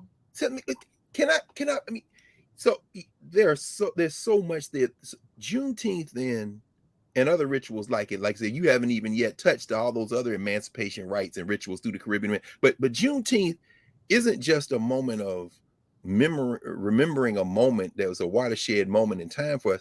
You're saying it's also a moment of creating a balm, restoring us, re-energizing us. And you just by narrating it through the food, even the stuff that maybe not good for our bodies necessarily. Not at all good. Not at all good. But what happened is our love for those things, our joy, our ancestral joy, you know, culminating in these red sauces and red, you know, pastes and red foods and red drink and cakes and you know, all the sausages on the grill, that barbecue sauce, all of it is connected, and people realize that who are making money on our celebratory spirit. On the spirit. One of the ways that we can reclaim this, Dr. Carr, is to give ourselves permission to have those things. Have those things. Have the fried chicken. Have the things that you like in a celebratory fashion. Know that you're being marketed the other stuff because there's something in you that wants those flavors that give you comfort. And a lot of it is in our DNA. A lot of it is what your grandmother made or auntie or great grandmother, but a lot of it is in our DNA. It never left us, because think about this, Dr. Carr. Our bodies were brought forcibly from a place where these plants grew, and alongside human cargo, you have plants, you have food, these herbs. That's what I want to ask you about. Traveling with us. And so they're laying next to us in our darkest moments. My God. And so when we get here, it is the one thing. It is that bittersweet drink is a bittersweet love letter to our homeland. It's saying, I am drinking home. I'm drinking home. I want to ask you just a couple of other things though about this very specifically. One, don't get me started, Dr. Carr. You gotta look. This is Juneteenth. This is Soweto. This is Freedom Day. This is the solstice is coming up. SOUL, as Professor Hunter says. So this is why we're having this convening. One question of the two comes directly in the wake of what you just said, in terms of the herbs, the spices, the things that came with us and how we commingle them differently. It's a question, and I know that you know, at Calabash, one of the things you all do is introduce things that allow us to have that flavor and taste, but are better for us. Right. What are some substitutes as people are making their sauces and I mean that you might introduce? And then the other question is about something that is absolutely healthy, but as you say, because we have too often listened to institutions outside of our community, we have shied away from, at least a certain class of us have, in terms of consuming. And could you talk about the watermelon, that red melon? I mean, but anyway, both of those two things. Mind. No, go ahead, please. My mind, brother, because I just wrote watermelon on. Oh, okay. Me too. Okay, so we writing it the same time. So watermelon, another red fruit, because for African people, we count things that are deep orange and pink. And, you know, like our love for pink lemonade is just red drink. We count these things as red. In the Caribbean, we don't have orange. We don't, I'm going to tell you right now. Really? We like, okay, so in Jamaica, you have colors. People say that red thing, that red gal. I was always that red gal. That red something there, that red up, his head top red up. Like if you get a lot of sun and it gets, you know. Yeah. Like, yeah. And it's red. You have yellow or bright. That's something that bright something. It's yellow. But I've never heard a lot of people who are speaking patois refer to something as orange. It's red. They will call the same thing red. This chair, you know, some other thing that's pink is red. And so watermelon is also, I use that as an example to say that even things that are pink are touching our soul, even things that aren't necessarily deeply red. No question. And so watermelon and fried chicken run together as these foods that are traditionally in this country, societally associated with people of color, of Black people. Yes. And you know, many of us, as you said, of a certain type, Yeah. right? Shishi you know, the boule.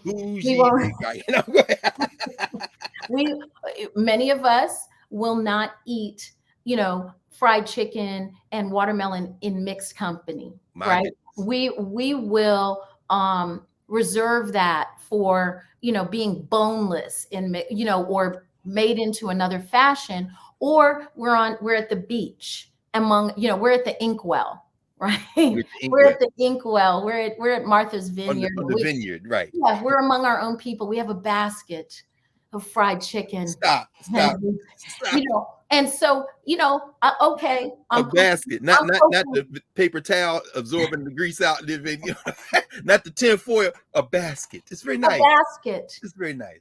Very polite with gingham print. And so what I will say is that part of our celebrations come with using our hands with food, because this is part of our Africanness, our fufu hand, you know, our eating with our hands and eating fried chicken and watermelon. I feel like one of the reasons why we get separated from that food and sometimes embarrassed by it in certain capacities, right? Not among our own people, you know, typically, right? But it's because we've been made light of. You know, this goes back to that Birth of a Nation movie, right? With the watermelon and fried chicken flying in the air with Black people. We're talking about what year was that movie? 1915. 15. Mm-hmm. And what we're seeing is this association with the wildness of the untamed, you know, primitive behavior of eating with your hands. And so these foods, many of our foods, we want to eat with our hands, right? Things that come off the grill. You're not really using a knife and fork unless you're really real stush, as Jamaicans call it. You're act real stush, like you're real uptown. And one of the things that happens is that divorce from that food affects our health. So watermelon is a great food for us. Traditionally, we don't spit the seeds out. The seeds is actually where the medicine is. So when people say, I eat watermelon because it helps my blood pressure, yeah, it's got a lot of water. The name is watermelon. Watermelon is a gourd. It's like a pumpkin. It's in that same family. It's a calabash. It's right. All of these things are gourds. and it contains great food.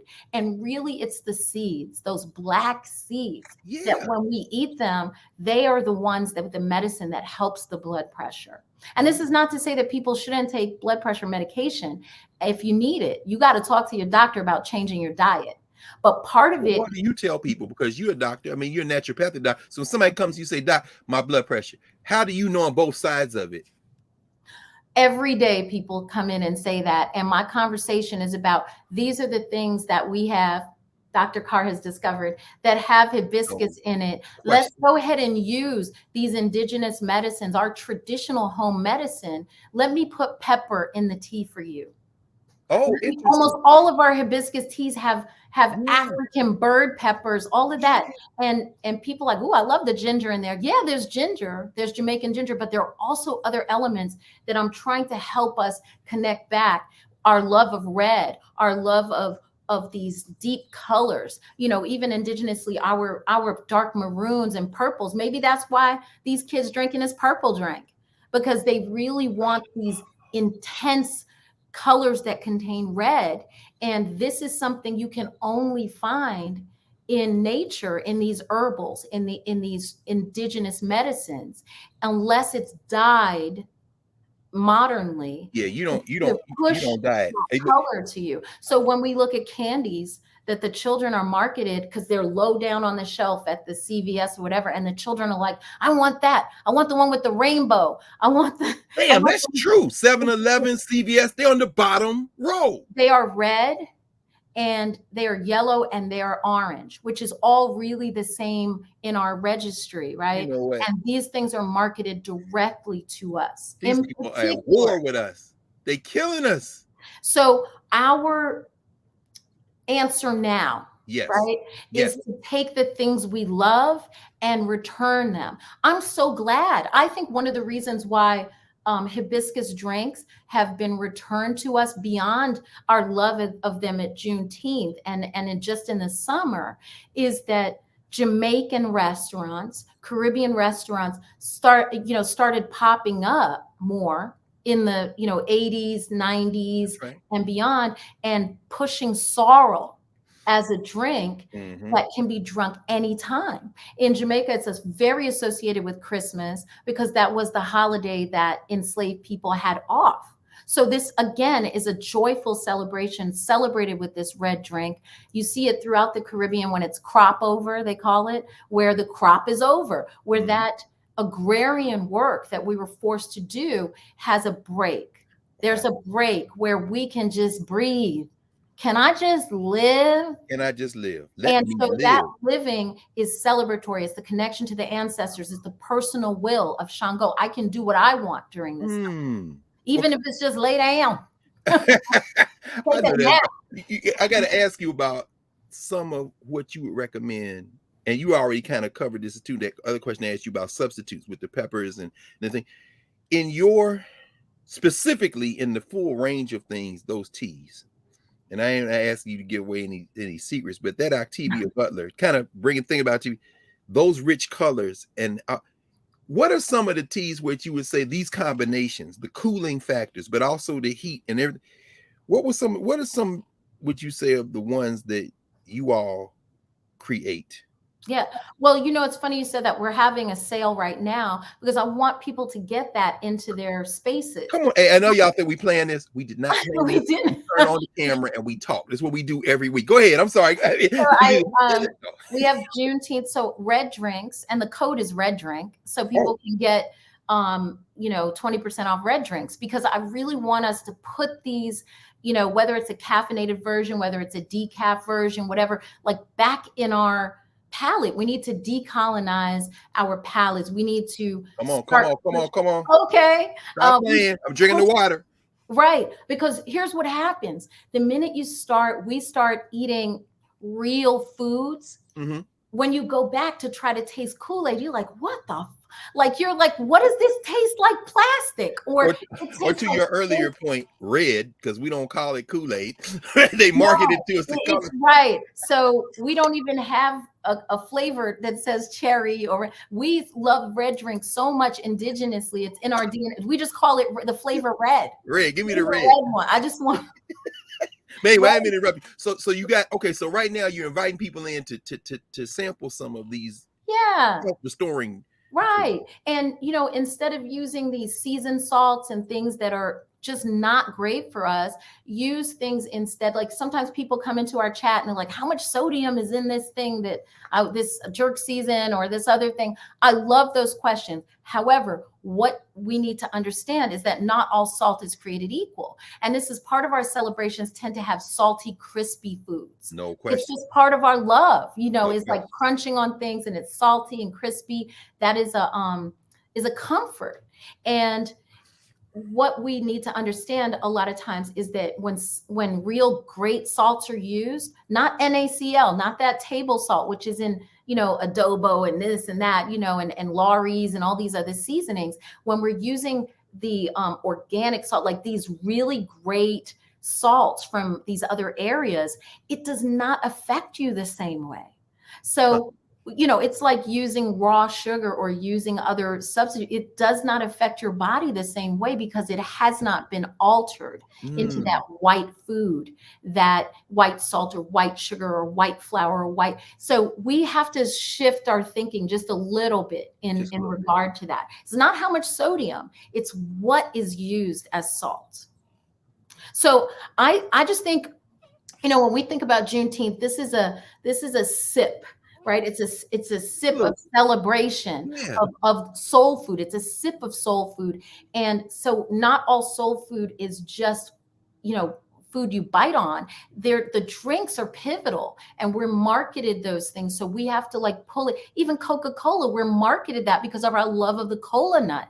Coke and Pepsi. So we have to just look at how that our indigenous herbs, spices, seasoning, food ways, love of colors, and our ancestral connection become someone else's billion-dollar industry, trillion-dollar industries. And without us, it would fall apart. So let it fall apart. Let it fall apart. Let it fall apart. And that's part of Octavia Butler's work is like, let it fall apart. Come on now. In fact, we in the same mind. That's right. We'll go to Mars. We'll go somewhere else. We'll go somewhere else. Apart. We you are don't Earth want people. us here. We're out. No, we are out. You don't want us in Chick-fil-A. You don't want us in these other, because if they wanted us, they would not feed us like that. This is deliberate throwing of junk, the stuff they don't want to eat, throwing that at us. And how different is that than eating only the pigtails or only having the back of the chicken or the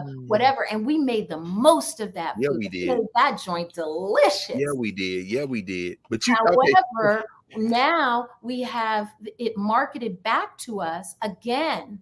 And we have to really be cognizant of our connection to the natural world. And that's what Octavia Butler's saying, is that when we're in conflict to nature, we will suffer. Yes. We will suffer. And so what we have to do is back away from the cancer, the high blood pressure, the other issues that we have going on. Even our nervous systems are majorly taxed by this food. So how do we shift? How do we make peace with our bodies? How do we say, I don't need to be model thin, because that's not healthy either. I grew up in New York. You know how many models I know that are just on Coke, which is another substance. They're on not the coca leaves, they're on the processed white version, or smoking cigarettes all day, or it will blow your mind, the things that people do in order to maintain unhealthy standards. Those are not our standards. And our standards of food and drink and social occasion, we have to really pull in, who are we? Dial into, what does that look like for us? Because we are no longer the same Africans we were. That's right. We're no longer, we are a different set of people that has never really been seen before. My God. So we need to act accordingly. My God. So can we? Because my now is to get ready to go down here on the mall. Because I'm Yes. like, I want to how you stop by your spot before I do that. But I gotta figure out how to get out of it. But I mean, you've already laid out. You laid out at the beginning the whole inspiration in terms of Octavia Butler and how far back you go with her and how that journey. Could you tell us a little bit about Octavia Butler? The tea that we made. Yes, ma'am. Oh man. the one that I came over there, you was like, watch this, and I was like, come on, stop playing. And then I you hooked on the stuff. I mean, could you talk? I mean, because Yeah, I made it for you, and then I put a little lemon, and it changed into a nebula color. This is what I'm saying. Somebody's like, wait, what? Okay, I'm gonna stop talking. It's a liquid love letter to this amazing soul, this amazing person. And I don't even want to say woman. You know, what I want to say is that we, you know, even traditionally, indigenously, we don't have to peg people into these pegs. What we do understand from understanding the Orisha is that we can manifest anything at any time. No question. And this person, right, gave so much in the way of imagination that the least I could do is to literally give her flowers now. That tea is full of flowers. Hibiscus is a flower. It's full of butterfly pea flowers. It's full of all kinds of, you know, my job in my mind was to make it look like outer space when you take it out of the package, and then for it to change color, and then to honor her with all of the traditions, those herbs and curatives that are in there, because I only wish, you know, I was supposed to meet her before she passed, and it is my greatest sorrow that that didn't happen. But my greatest joy is that we can give, and we should give people their flowers now. And so that is literally my gift to this ancestor who gave so much to me as this little nerd, you know, little black nerd girl who didn't like Barbies. I was like, I'm not playing with this bullshit. Yeah, what is this? And like I used to say, her body doesn't even look right. It's not proportional. I don't even understand what's going on. And my cousins were like, this weirdo. So I just to know that there are other weirdos, you know, and so many of us here, right? So many. And when I say weird, I mean it in the magic context. No question. When we look at Shakespeare, when they talk about weird, right? We're talking about the ability to manifest things on a sorcery level, on a magical level. And as people of color, transmutation is our gift. Magic is our gift, the gift of the magic, like being able to take one thing and turn it into another. Look at our food. Right. Our food, we took trash and made it so delicious that they ate it. Okay. They're like, ooh, I love these grits. I love this cornbread. I love Southern food. I'm like, you love black people food. Love black people. Right. You just don't want us to live. No. Let us live. Now they're serving up heirloom grits. So this and these chefs are getting James Beard Awards and all these other things for just reimagining or replating, repositioning in tiny little portions our food. I'm not even going to name the person that just popped in my head because it's probably a good guy or whatever. But right up on Georgia Avenue, a kind of a boutique chic chicken spot then popped up. I ain't gonna name it. But I'm like, really? Is this what we doing right now? I want my mama chicken. Absolutely. I see it with Caribbean food. There's a Caribbean restaurant here in town that the guy had the nerve in the article to be like, oh, I had an aunt and she used to make this food for me. So now I'm making it. I'm like, you mean your house helper? Like, cut the Come on. Oh, yeah. We're Nashville. We got hot chicken. The name of the restaurant is an indigenous food to us. It's cassava made into a cake. It's our food. The very name yam, right? As a word is a borrowed word from West Africa, nyam, meaning to eat. Yeah. You know, because we associate yams, our cassavas, some people call yuca, right? And malanga and calabashes. And, you know, we associate those things with being able to eat. So in Jamaica, we still say nyam. Yum. Like, oh man, you nyam off all the food. It means you ate all of it. Ate You know, all.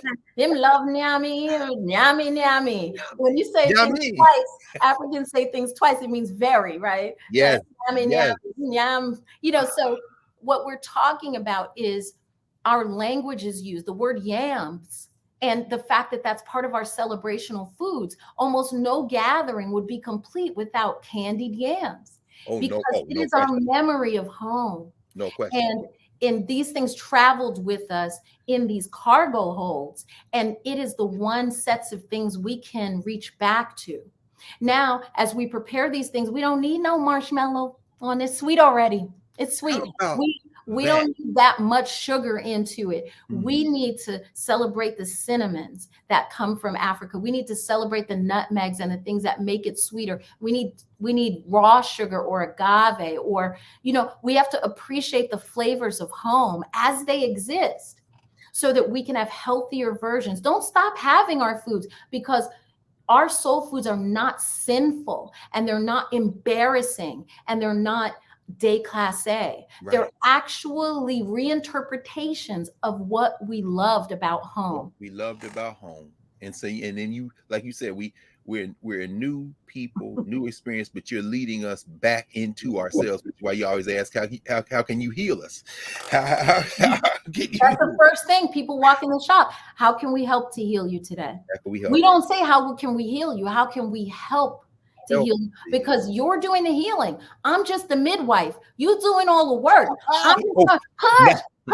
My job is to help you, you know, and Well, my job and my other partners in the shop, you know, the folks I'm training, they're the doulas. They're there to dry you off. Oh, you could do it. You could do it. So my job is just catch the baby. You understand? You're to doing catch the hard baby. work. Well, like Tony K. Bombara said at the beginning of Salt Eaters, you know, the first question we got to ask ourselves is, do we want to be well? Before you become Wellness is a revolutionary act for us, because this society never intended for us to be well. That's exactly It right. intended for us to work as long as we could, and they factored that out. That's where that actuary science comes from. That's But exactly it's still right. used in insurance process. Well, that's our brother Howard French talked about that. That's right. The Dutch. Absolutely. That's right. It's like, let's figure out how long this Negro is going to live till we have to replace it with a new Negro. My God. And that is why we have to take care of ourselves. We did have these conditions. We were eating these things. We need to just reinterpret them into ways that serve us, not just not harmful, but actually serve us. Serve us, free us, make us well. Give us free. Give us free. Oh, Prof, you say it's the new normal, Professor Hunter? This is what we talking about now, huh? You gotta go. So I'm like, I'm going now. I'm going in a minute. We could do this all I know, day. that's all day. Professor Carr go. But yes, we had to do this. This is a special. no, this was, but I was also going to remind everyone, if you're new to Nubia or new to Yeah. you can go to Dr.com. Dr. Amen has, I want to say 30 plus lessons now, where you can be in community with all this in the series that she's doing right now. Going through, show your bracelets again. Going through all of the 7 African powers. The Orisha that we need to be familiar with. And we see this in Kemet. It's just our interpretation. And we go through these so that we understand why the days of the week are named the way they are, even in English, and how we can tap into our own personal power. That's really all it is. Yeah, and if you are in the DMV area, go to Calabash, where she and her staff will help to heal you. And if you're not, go to calabashtea.com. calabashtea.com. There's a Juneteenth special, but she's not doing it for commercial reasons. She's doing it because she wants to heal. I want you to get that hibiscus, baby. Let's get that heart health together. Let's do it. Put some in my thermos before I go down here on the mall. But you know, we can't leave though without mentioning another important date in June, because you know, as these people tear up their country, I think they're gonna get it this time. It may take a couple of years, but this January 6th commission, basically, I would say in some ways, is an audience of one that Benny Thompson is after. His name is Merrick Garland. In other words, what they're doing is laying out the indictment for the Attorney General. now it's up to you. We can't charge these cats, but dude, we done showed everybody the evidence. All you got to do is indict. But I think it should always remind us of another indictment from 1973, of course. They're comparing it to Watergate. The New York Times today has a front page article saying the Republicans are very different. Let me see. I don't know if I had put it somewhere. Yeah, here it is. In 1970s, a reckoning. Today, it's a different story. Republicans close their eyes to the evidence of January 6th. So they're saying it isn't like Watergate. When I say, okay, hold up. Before we talk about Watergate, we have to remember June the 17th, 1972. So that was the night that Frank Willis out of Savannah, Georgia, was working night watch at the Watergate Hotel, saw a piece of tape on a door and said, somebody must be moving something. Took the tape off, came back around on his shift, saw the tape was back, went and called the police. The cop at the 2nd precinct in DC was in a bar getting drunk, so he didn't respond. When he called, Willis called again, they sent 3 undercover agents who had been hanging out in Georgetown dressed like hippies, because again, Vietnam is going on and the federal government is surveilling these white kids, and of course putting black people in jail or out, driving them out of the country like Assata. Anyway, these 3 undercover white cops dressed like hippies show up at the Watergate Hotel. They did not trip the lookout dude who was with these criminals in there, because he just saw 3 white boys look like hippies going in there. They just revealed that in 2012, about 10 years ago. Anyway, long story short, Frank Willis is the reason Richard Nixon had to resign. Spiro Agnew had to resign. People went to jail. Frank Willis out of Georgia in DC, night watchman, went to the grand jury here in DC. At the time, DC was about 70% black. Frank Willis walked in the room and said, wait a minute, this the grand jury? These are black people, all these black faces. It was a majority black grand jury in the District of Columbia that indicted the Watergate people. So while they talking now about, January 6th commission, it's like Watergate. Yeah. Barbara Jordan was a Negro who, the black security guard who never made money off that. These criminals went out to write book deals and get contracts, just like these Barr and the rest of these criminals who acting like, now we told Trump it was bullshit. Yeah, and then you try and say, pay me. Frank Willis, who passed away at age 52 from a brain tumor. He had gone back to his native Georgia to take care of his mom. He got in some trouble. He ended up doing a little under a year in jail. In fact, Professor Hunter, the mayors of Newark, Kenneth Gibson, and East Orange, Jersey, sent $3,000 to pay for Frank Willis's lawyer when they tried to put him in jail for shoplifting. They said this man has sacrificed everything, and at the moment when the people need him, he's need. The people have abandoned him. It was the mayors of Orange, East Orange, and Newark who sent the money to pay for his lawyer. Frank Willis, who then tried to apply to go to school to study law enforcement. He said, I'm gonna stay in this. He, in the black newspapers, it was in the Philadelphia Tribune, it was in New York Amsterdam News, he came to give a talk. He was in Philly, and he said, I can't get a job, so I'm going to school. He applied to go to Howard. He did not get admitted. The student body president of Howard told the head, the student who was the head of the political science club at Cheney University in Pennsylvania, the reason Howard didn't admit him is because they were under pressure from the federal government, said, we'll mess with your appropriation if you let Frank Willis into your school. So he didn't get into Howard, but Cheney gave him a full scholarship to go to Cheney once the students talked to each other and found out why Frank Willis didn't get accepted into Howard. Now, yes, this is our black college, black excellence. Shut the hell up. When Frank Willis needed you, you failed him. But the point is, I just want to put that on your plate for a minute there. In just that, bourgeois Negroes. But at any rate, the point is that Frank Willis went back home. He didn't live very long. He passed away in the year 2000. And I think it was Sam Ervin who was over the subcommittee in the Senate who said, we owe Frank Willis a great debt. And if we don't do something now to stop this, remember Nixon resigned before they could indict him. And then Ford comes in and pardons him. Y'all better look at a preview what's going to happen in this time around if you don't do something with these boys, because they're going to turn around and they're going to be bigger than the mob. Guarantee they're going to break your little country up. They're going to break your little country up. Now, I'm not one Negro who's going to celebrate, but I damn sure ain't going to weep tears. But the point is this. Senator Ervin said, out of North Carolina, Sam Ervin said, we owe Frank Willis a great debt, because if we don't do something now, they're going to do something even worse later. And there may not be, these are the words of Senator Ervin, there may not be a watchman in the night. Right. that time. You know what I'm saying? So we should remember Frank Willis. Well, you know what is interesting, and we can tie this back to Yes, ma'am. Octavia Butler, Yes. is that her anti-hero in the book, who's a politician, runs on the platform. I'm sure you guys have covered this, but runs on the platform of Make America Great Again. And it's uncanny. It really is uncanny. That this is why, right now she is more relevant than ever and will continue to be so. And that is amazing that this right-wing political candidate says, make America great again. And that's how he gets elected. And that's the beginning of this entire shift of slavery coming back in, and, just all the other, I don't even want to. Yeah, well, I mean, we're picking up next week with Parable of the Talents, giving people a chance to catch up. Those who are still getting through Parable of the Sower, Parable of the Talents, we're picking up next Monday.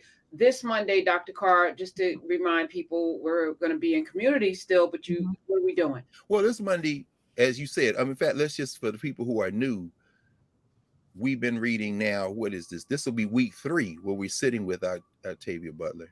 And we did Parable of the Sower for 2 weeks. And it's very intense, including with Brother John Jennings. And of course, bit by bit, I've been reassembling my Jennings. Look, this joint here, if y'all had this Cosmic Underground. Yes. Oh, yeah. You see, Dr. Amen is a true nerd. You know what I'm saying? She be telling me, do you have this comic book? Do you have this graphic novel? And I'm going out here spending my pennies trying to get all this stuff. John Jennings and boy, Ronaldo Anderson, he talked about Jennings. Look, Dr. Amen, and all the stuff is archived over there in Nubia, so everybody can see it if you haven't seen it yet. That conversation was mind-blowing. And then the next week we got it. Last week we got into Parable of the Sower. This week, because of last week, as we were talking, we were in it, everybody was like, can we just, because of what you said, Sunyatta, because what you said, Dr. Amen, she is so prescient. She is so a forethought. And of course, Parable of the Talents, just, I mean, intense. So what we doing? I was going to say, what we doing Monday night, this Monday, we're just going to sit with Octavia Butler and give ourselves some time. And then the following Monday and the Monday after that, we will continue as we get into her birth cycle time. We're going to get into Parable of the Talent. So if you want to say something, Dr. Amen, please, because we know, but this Monday, we're going to talk about her. I know you got to go. No, it all ties together so wonderfully with her work and the idea of being given a holiday by the government, and the idea of it's just so much. But her work is so intense that you definitely, I'm so glad you all are guiding people through this work. We guide each other. Yes. Because we were only supposed to do a month. We're having this Monday where we can just kind of sit and breathe, and come on in. We're just gonna talk about, because we are doing this work together. This is what makes this the new normal. It's not like the talk and then everybody listen, take notes. No, we are building this together. Well, this is the only way. I mean, this is the only way it can happen, Earthseed. This is the only way it can happen, Nubia. And I just want to thank you. Thank you, Dr. Carr. I was today years old. I'm from East Orange, and I didn't know that Thomas Cook. Nobody know, because it was the Black press. I did not know that Thomas Cook, my mayor. Thomas Cook. It was Cook. That's right. And Kenneth Gibson, the first mayor of Newark, posted the bail for Frank Willis today. Paid for his lawyer, Prof. And it was in the Black press, the governance press. It wasn't in the white press. That's probably why you was a little girl. You remember Cook, huh? Yeah, that was the first mayor that I remember. My God. That's what we have to do. We have to keep each other's bail money. I hope y'all got my money, because you don't never know. I might say the wrong thing, and I need to make one phone call. I know where I'm calling Nubia. You got a nation. I need some bail money. What KRS? And we fight each other. Yes. KRS want to say, this is hip hop. We a nation. Don't you want to hear some more KRS on your radio station? This is Nubia. We a nation. Don't you want to hear? You get in trouble. You ain't got to worry about that, Doc. Yes. Listen, Dr. Carr, you have to go. I'm going. Yeah, I got to get down here. These folks down here. I'm supposed to be there at 9:30. You're right. I'm going. I'm on the way. I love y'all. I love you too. Nubians love you. We will see you in them Nubian streets, everyone. Monday night, Yes. Sunday, Monday, Tuesday. Wow, we got damn near all days of the week coming. We got Yeah, it. I need to jump in. I need to jump into Come that. on, jump in the line. Watch your body in time. Come on. Yes. Birthday, I believe you.